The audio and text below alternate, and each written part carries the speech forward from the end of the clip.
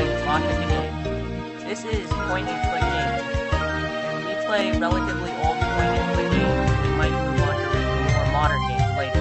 So right now we're playing Blockhead the game on Newgrounds, and it's made by the Swain and ComicGames.com. So let's take a look at the tutorial.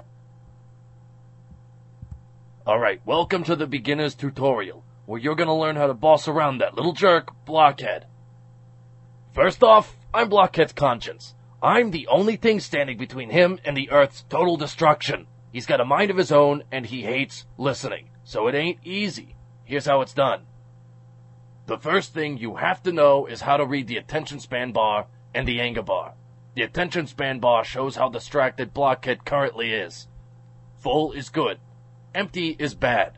The emptier it is, the fewer types of commands you will listen to. Use the color of the bar as a guide to determining what level it's at.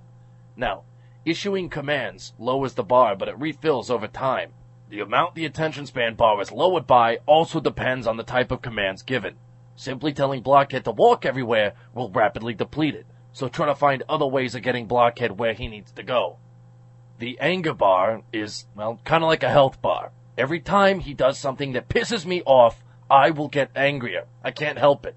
As soon as I've seen enough, you can bet I won't stick around anymore, and then it's game over. The anger bar starts empty each stage, and it can only be refilled by using certain items. You'll hear more about that later. Now, Blockhead is inevitably going to try to destroy everything around him, and it is your sacred duty to prevent that from happening. If Blockhead approaches an object in the world, press the interrupt button just as he glows green in order to break his concentration. Now pay attention. Then you have to give him a command to get him away from the object, or else he's just gonna break it anyway. And remember, this task will be more difficult the lower his attention span bar is. That's it for the beginner tutorial, stupid. So because I know how to play this game, and this is my first YouTube video, we're gonna watch the tutorial anyway, and then I'm gonna go through the whole thing. And if you want to watch actual gameplay, watch the second episode. And if I didn't say it already, my name is Michael, and I'm going to be playing Blockhead the game. Back for more, huh? Alright, well, let's get started then. Now, if you've played the game already, you might have noticed a couple of other buttons in the control panel. Good for you. Let's talk about them. Under the interrupt button is the bad idea button. This button allows you to take a little break. Now, you'll lose control of Blockhead for a little bit, but you won't take any anger damage while he wanders around and causes wanton destruction. Now, it's up to you to determine if and why you want to make use of this button. Next is the panic button. Pressing this button will replenish the attention span bar fully. Now, you don't get this button for free. It has a recharge time, and using it before it's recharged will break it for the rest of the level. So if you gotta use it, then you better make it count. There are also items lying around some locations. These are both good and bad. They're good because each one has a special power associated with it. They can be bad, however, because Blockhead will sometimes use the item he's carrying to help him screw with people, and that pisses me off, more than normal interactions anyway. Click the item's icon at the bottom of the control panel to use its power, but it'll only work once. Oh, and the last thing is distractions. You'll know them when you see them, usually televisions or the like, which suck the attention span bar down. Avoid them if you can. So let's take a look at the item list. So the more the NPC damage, usually the better the effect. And you can pick them up, but the second you pick them up, you can't drop them unless you change it with one of these objects right here.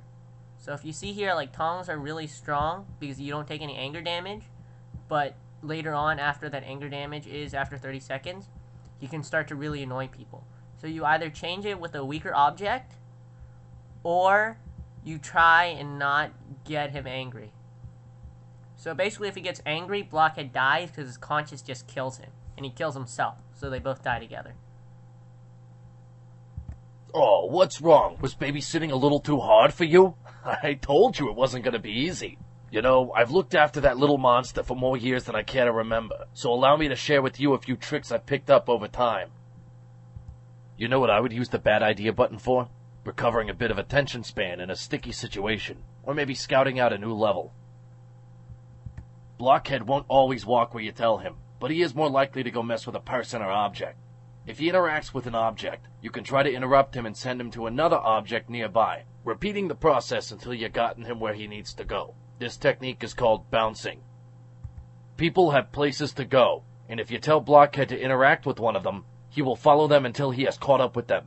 If that person happens to be walking in the same way that you want Blockhead to go, then it might be worth telling him to interact with them. This technique is called chasing. That concludes the tutorial, and if you want to watch more gameplay or play around, you can either watch my second video or go to evenrounds.com